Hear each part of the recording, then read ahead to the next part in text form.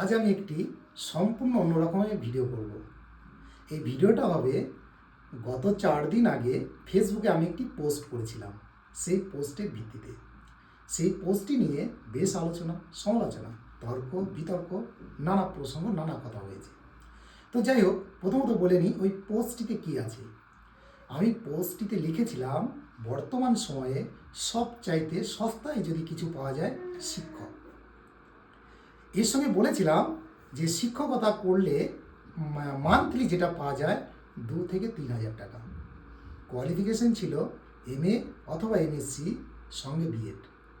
এর সঙ্গে আরেকটু ছিল, এই মেসেজটাতে আরেকটি জিনিস লেখা ছিল, সেটা ছিল যে বাড়িতে যদি কলকাতাতে কোনো বাড়িতে যদি শিশু দেখাশোনার কাজ করা যায় মান্থলি পেমেন্ট পাওয়া যায় 10 থেকে 12 হাজার টাকা।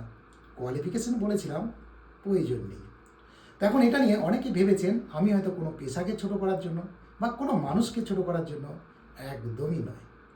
আবার বলি, কোনো পেশাই ছোট নয় যদি সমাজ দেশ এবং মানুষের কোনো খারাপ না হয়, ক্ষতি না হয়। তো যাই হোক, আমি এই পোস্টটা কেন করেছিলাম তার জন্য একটি ছোট্ট হিসাব আমাদের করতে হবে বা আমি দেখাবো। যাই হোক, প্রথমত বলি, যেহেতু অনেক দিন স্কুলে নিয়োগ হয় না, কম বেশি সকলেরই MA MSc বিএড ডিগ্রি আছে, যারা হবু শিক্ষক বা অনেকে আছেন তাদের জন্য।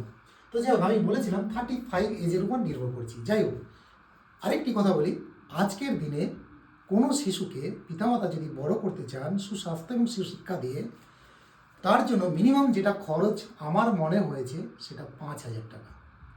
এর চাইতে কম হতে পারে কিনা আমি জানি না। মিনিমাম 5,000 টাকা। এখানে এডুকেশন থাকবে, হেলথ থাকবে, পোশাক পরিচ্ছদ, নানা রকম খরচ নিয়ে আমি একটি ধরেছি মিনিমাম 5,000 টাকা। যেহেতু তার এজ 35, সঙ্গে এটাও আমরা তো সকলেই জানি 1 বছরে 12 মাস। তো দেখুন, আমি একটি ছোট্ট অঙ্ক করছি। যদি 5,000 টাকা পার মান্থ খরচা হয়, 1 বছরে 12 মাস হয়, ইন্টু 35 যদি তার এজ হয়, এই গুণটা আমাকে একটু করে নিই। তো এটা ধরে নিতে পারি 5,000 60,000 হবে এটা, ইন্টু 35 আর 19,000 করলে যেটা হয় 21 লাখের মতো। হ্যাঁ, এই পরিমাণটা অ্যামাউন্টটা কম বেশি এদিক ওদিক হতেই পারে, আমার বিষয় তা নয়। আজকে আপনারা বলুন বা ভাবুন, একটি পিতামাতা যদি 20 বা 21 লাখ টাকা 35 বছরের জন্য ব্যাংকে FD করতেন বা অন্য কিছু করতেন, সেই পিতামাতাকে কি শেষ বয়সে কোনো চিন্তা করতে হতো? কিন্তু আজকে যারা MA MSc বিএড করেছেন তাদের এই টাকা তো অলমোস্ট এই টাকা বেশি হতে পারে খরচ হয়েছে, সঙ্গে যেটা খরচ হয়েছে তার এজ।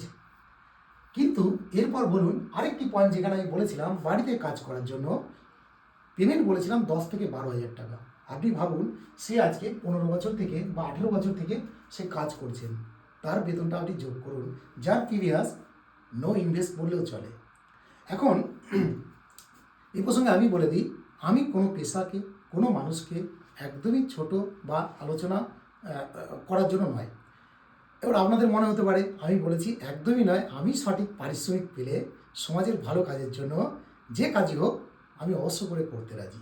তো বিষয় আপনারা এই হিসাবটা একটু ভাববেন। আমি শুধু এটা বলতে চেয়েছিলাম যে অনেকেরই অনেক স্বপ্ন থাকে, শুধু তার নয় পরিবারের স্বপ্ন থাকে, ইচ্ছা থাকে, সেই অনুযায়ী পিতামাতা অনেক টাকা ইনভেস্ট করেন, ইনভেস্টটা একটু একটু একটু করে, এমনকি অনেকের সাধ্যেরও বাইরে যে খরচ করেন। সে অনেকে ভাবেন, তাই তো অনেকে বিএড MSc বা MA করেছেন। তো সেখানে আজকে এজ তার 35, বাকি জীবন নিয়ে আমি বলছি না, শুধু আমি সাথে খরচটা দেখালাম যে আজকে যদি আমি 21 লাখ টাকা খরচ করে যদি আমি মাসে বেতন পাই 2 থেকে 3,000 টাকা, আপনারাই বলুন কী করে তার জীবন জীবিকা চালানো সম্ভব বা ফিউচার প্ল্যানিং করা কী করে সম্ভব? এটা যদি ভুল হয় তা আপনারা বলবেন, ঠিক হলে নিশ্চয়ই বলবেন। নমস্কার।